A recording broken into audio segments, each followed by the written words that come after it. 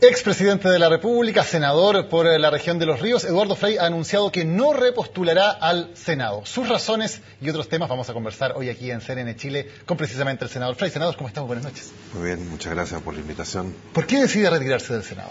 Mira, son múltiples razones. Es una reflexión que venía haciendo hace ya algún tiempo, junto a mi familia, junto a algunos colaboradores. Son casi 30 años que estoy dedicado 100% a la política. Yo me retiré de mi empresa por ahí por los años 85, me fui al Comité de Elecciones Libres, senador por Santiago, presidente, senador por el Sur. Son 30 años en primera línea. Además, este año ya cumplí 70 años, si no es casualidad.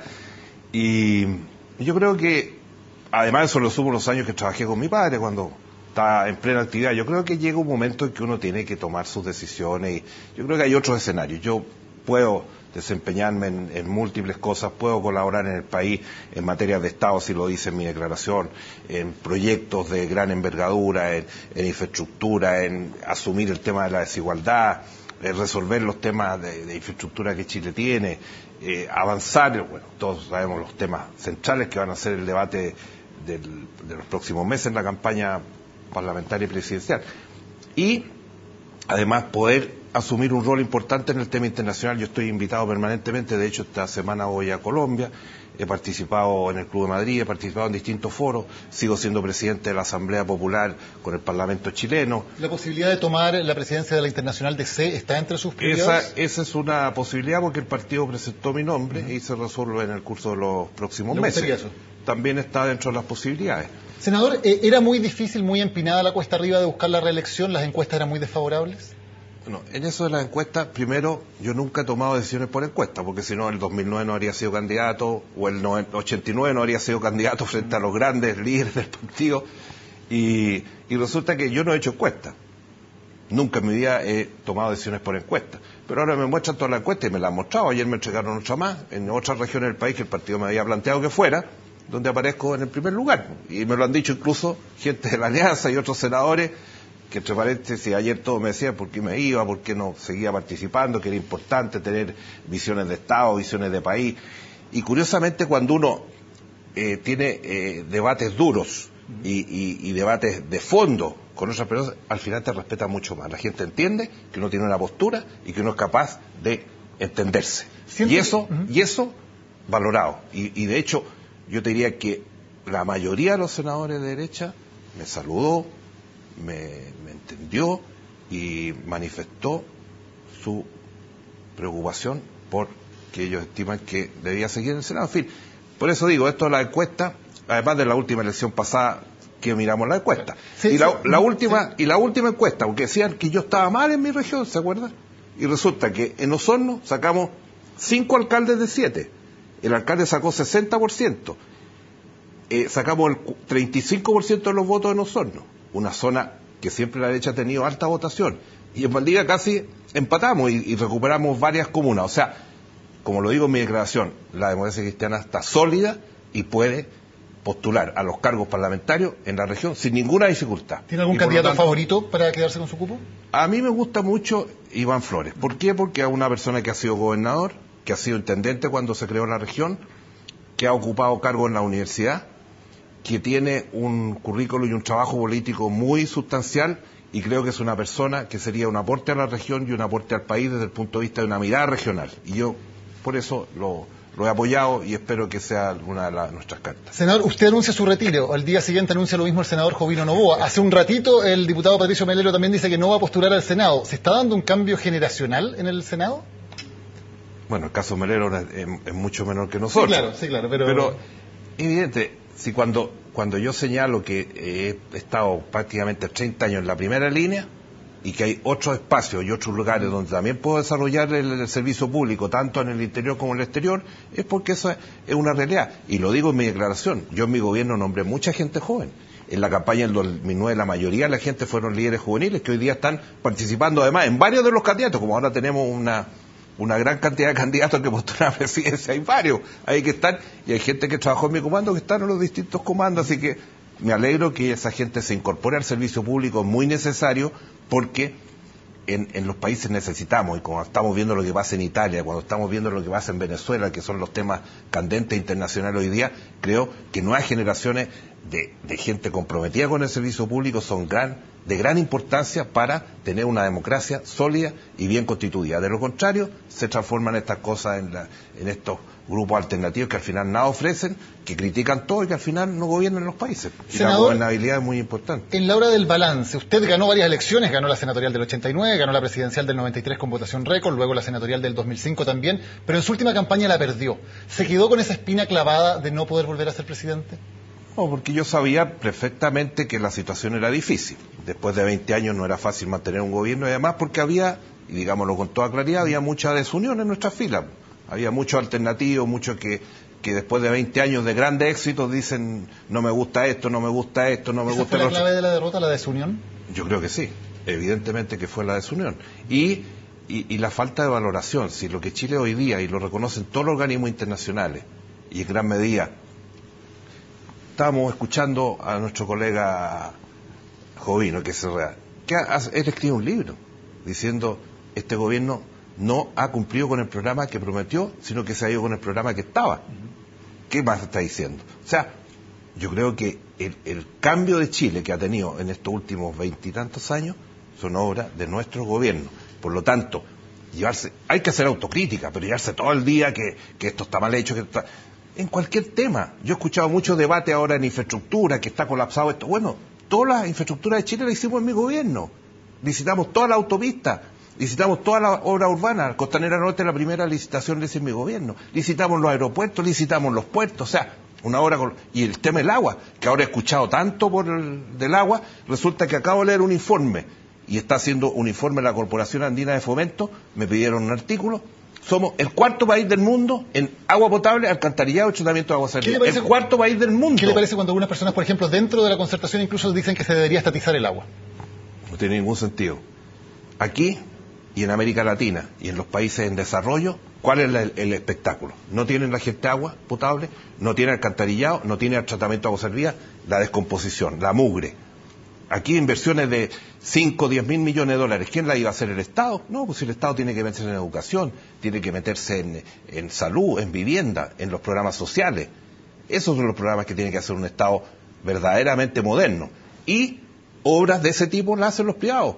No puede ser que el Estado siga administrando los aeropuertos. Por eso hicimos la licitación del aeropuerto y los puertos. Y eso es parte del dinamismo que Chile tiene hoy día en su política internacional. Pero hay cosas que el Estado tiene que asumir, y esas tiene que asumirlas en serio. Hoy día nosotros vamos a sacarnos del bolsillo 5 o 10 mil millones de dólares ¿para qué? ¿Para privatizar nuevamente las empresas de cualquier sector? ¿O hacer lo que hizo Venezuela, que privatizó más de 1000 empresas? ¿Y hoy día qué pasa en Venezuela? ¿Qué estatizó, Ferrer?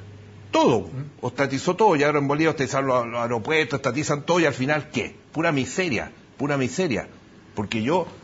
Si quiere, no sé si vamos a plantear el tema de Venezuela en algún momento, pero ahí nos podemos tomar eso, y que el tema de Bolivia lo mismo, son países que realmente, y yo creo, mire, el año 60, cuando asume Frei, era el gran polo, la revolución en libertad y la revolución cubana. ¿Y qué ha pasado 50 o 60 años después? ¿Qué país tenemos nosotros? ¿Qué país tiene Cuba? ¿Qué ha pasado con el caso de Venezuela? Entonces nos dicen, ¿ese es el modelo al cual tenemos que aspirar nosotros? A países que son monoproductores, que viven de un producto, que importan todos los alimentos, que tienen temas de seguridad imposibles. Entonces, senador, ¿qué le pasa cuando dentro de la concertación la postura que usted está planteando parece que es muy minoritaria? Hoy cuando se habla de un nuevo programa de gobierno se habla precisamente de estatizar, se habla de asamblea constituyente, por ejemplo, se habla de una serie de otros temas que no me parece que estén en su línea. ¿Se siente usted desencantado con hacia dónde va la oposición en este momento? Yo creo que hay muchas voces. Y en todo nuestro gobierno hubo muchas voces, pero una vez que se toma la decisión, que se elige al candidato, que es presidente, seguramente presidente en este caso, y se define el programa, se definen las tareas. Yo siempre cuando estaba en La Moneda, ¿sabe qué tenía? El programa, abría página, este es el programa, aquí está dicho, todo está dicho. Yo no hice nada que no estuviera dicho en el programa. El tema del agua, el tema de las concesiones, todo lo dije. Además, le puedo decir que, ¿sabe dónde aprendí el tema de las concesiones? Cuando me fui recién egresado de ingeniería, me fui a trabajar a Italia. ¿A dónde me fui? Me fui a La Faena a ver el sistema de concesiones italiano que estaba partiendo en los años 60. Y desde esa época sabía que era la gran solución para Chile en la infraestructura. No, pero parece que este programa de la concertación va a ser bastante más estatista o de la oposición que programas anteriores, ¿no? Parece que va hacia allá la línea. Creo. esperemos que se tomen las definiciones, ahora viene la primaria, en fin, vamos a tener, y alguien va a tener que tomar las decisiones, que es el jefe que encabeza la oposición en este caso. Pero no hagamos ofertones que no son ni corresponden a la realidad. Porque Chile hoy día tiene, y todos sabemos las tareas que tiene, y esas tareas no se van a resolver como lo está haciendo, por ejemplo, hoy día privatizando los aeropuertos. O sea, privaticemos Pudahuel, creo que va a resolver el problema de los chilenos en la pobreza o en la educación. Cuidado. ¿Qué rol va a tener usted en la campaña de las primarias? Su partido tiene un candidato, Claudio Rego. ¿Usted va a trabajar por él? De todas maneras, Claudio me ofreció que trabajara con él, me comprometí, voy a trabajar con él, y el día 30 de junio, además, Claudio Rego fue elegido en una primaria excelente, una buena señal, porque la gente quiere participar, y eso fue positivo. Y el 30 de junio vamos a elegir un candidato. Lo más probable es que sea la presidenta. El ex ministro Brune, que trabajó conmigo en La Moneda, dice de su candidato, dice, no, este es un proyecto para 20 años. ¿Qué está diciendo? Entonces, la realidad... un candidato aún sabiendo que lo más probable es que pierda en la primaria. Lógicamente, porque uno, o sea, en política uno trabaja por los valores, creencias y posturas que uno cree. Yo por lo menos así aprendí desde muy pequeño en mi hogar, y yo no me juego porque la calculadora, porque la encuesta o porque lo políticamente correcto es lo que hay que decir. Eso conduce a la larga al fracaso de las coaliciones, al fracaso de los gobiernos. Entonces aquí tenemos que tener responsabilidad y hacer las cosas bien como corresponde al país. Le voy a decir otra cosa. Usted me planteó el tema de la constituyente. El año 80, cuando Frei habla en el Caupolicán, Frei habla de la constituyente. ¿Por qué? Porque estaba cerrado el Congreso. Pero en un país que hay un Congreso, cualquier reforma a la Constitución tiene que pasar por el Congreso, si no cerramos el Congreso. Yo, personalmente, fui en la época del gobierno de la presidenta Bachelet, cuando yo era presidente del Senado, fui a Bolivia, porque se iniciaba la constituyente en Bolivia. Y había invitado a todos los presidentes de América Latina, no fueron enviados, estaba Laje de Cuba y otros más, yo era presidente del Senado, y ahí asistía la constituyente. Y ese día, ¿qué pasó? Los constituyentes dijeron, nosotros vamos, hasta podemos cambiar al presidente. Se acabó la discusión de la justicia, y en el Parlamento pasaron a ser de tercera categoría. Así no funcionan los gobiernos. En las circunstancias que Chile tenía en el 80, era factible una constituyente para reiniciar el camino a la democracia. Hoy día, si hay una gran reforma constitucional, tiene que hacerse a través del Parlamento, como lo planteé en la campaña del 2009, que siempre lo dije, busquemos una constitución del Bicentenario, porque este Chile no es el Chile de los 80 o los 90, cambió. Senador, ¿usted se sentiría cómodo en una alianza de gobierno con el Partido Comunista? Yo me siento cómodo en un trabajo político como lo hemos hecho en los últimos años. Nosotros le dimos los cupos al PC, porque no los tenía, con el sistema binominal no había forma de hacerlo. Hemos trabajado en el Congreso. Yo, por ejemplo, el año pasado estuve a cargo de toda la negociación en el tema tributario, en el tema de la Comisión de Hacienda del Senado, y trabajé con todos los partidos de oposición. ¿Hay ministros comunistas? Eso lo decía el presidente. Los ministros son hombres de confianza del presidente. La persona que gana el día 30 de junio definirá sus equipos, definirá y pondrá los énfasis en el programa y los acuerdos parlamentarios para darle gobernabilidad a su gobierno. Eso es lo que hemos hecho siempre. ¿A usted no le parecería negativo que hubiera ministros comunistas? A mí no me parece negativo, y si la persona que asume la responsabilidad de conducir los pone, no me tengo problema. Hablemos un poco de Venezuela, senador. ¿Hugo Chávez fue un dictador? En los hechos sí. Primero, yo quisiera darle un mensaje de condolencia a su familia, a los venezolanos, al pueblo de Venezuela, que está muy afectado. Lo acaban de elegir presidente hace poco tiempo y es una realidad, y por lo tanto me parece bien que el presidente de la República haya ido al funeral, porque es parte de nuestra América Latina, es parte de nuestra realidad. Nos guste o no nos guste, es una verdad. Ahora, si uno analiza lo que ha pasado en Venezuela en los últimos años, y hoy día en la prensa y en los análisis internacionales de todas partes, todas las cifras de Venezuela. Y ahí las cifras de Venezuela dicen, ¿existían tres poderes del Estado? De hecho no existían. El gobierno mandaba todo, mandaba todos los medios de comunicación. Yo estuve en Venezuela el año pasado y me decían, no salga a la calle porque es muy inseguro. Es una de las ciudades más inseguras del mundo. Importan el 70 y tantos % de los alimentos. Tienen una deuda pública estatal de cientos de miles de millones de dólares, cuando es un país que recibe millones de miles de millones de dólares, mucho más que lo que Chile recibe por el cobre. Y entonces uno dice, además los medios de comunicación, ya sabemos, yo estuve allá en Caracas en Globovisión y otras que los persiguen todo el día, ya quedan 3 o 4 medios de oposición. Entonces, ojalá que las nuevas autoridades comiencen en un periodo de tranquilidad, de paz, para construir una democracia sólida pero al mismo tiempo que resuelva los problemas. No es lógico que uno de los países más ricos de América Latina tenga hoy día niveles de pobreza 30 o 40% y toda esa gente vive en subsidios. Y lo hemos visto en la televisión estos días, que le regalaban los departamentos hasta con el refrigerador, que sería maravilloso. Pero ¿cómo se hace eso? ¿A quién le toca? ¿Es por lo tanto Chávez un dictador, aunque haya sido elegido democráticamente en todas las ocasiones? Es un presidente elegido democráticamente, pero el esquema político que está funcionando hoy día en Caracas, que estaba funcionando hace pocos días, evidentemente que no había división de poderes, no había libertad de prensa, no había respeto a los derechos humanos, y había un nivel de inseguridad en las calles que es brutal. Entonces, y es un país riquísimo, un país que se da el lujo de regalarle miles de millones de dólares a otros países. Bueno, bienvenido sea, pero no es el modelo que va a resolver los problemas en la región, no es el modelo a aplicar hoy día en otros países.